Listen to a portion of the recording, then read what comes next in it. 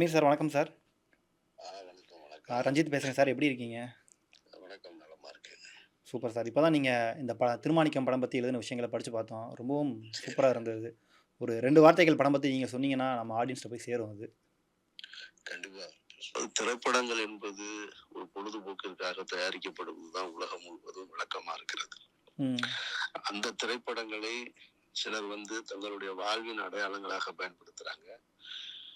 சிலர் தங்கள் மீது இழைக்கப்பட்ட அநீதிகளை திரைப்படமாக எடுத்து வெளியில விடுறாங்க. உலக அளவுல நாங்களும் சர்வதேச அளவுல இந்த மாதிரி திரைப்படங்களை இந்த ஊடகத்தை ஒவ்வொருத்தரும் ஒவ்வொரு மாதிரி பயன்படுத்திக்கிறாங்க. அதுல தமிழ் சினிமா அரசியலுக்காக நிறைய நேரம் பயன்படுத்தி இருக்கு. தமிழ் சினிமா ஒரு பெரிய பங்களிப்பை செஞ்சிருக்கு. ம். அந்த வகையில யதார்த்தமான வாழ்வியலை படமாக்கிய இயக்குநர்களும் இருக்காங்க. யதார்த்த களம், யதார்த்த மனிதர்கள், யதார்த்த உறவுகள் அப்படின்னு சொல்லி அந்த இயக்குநர்கள் ஒரு செட் ஆஃப் இயக்குநர்கள் இருக்காங்க.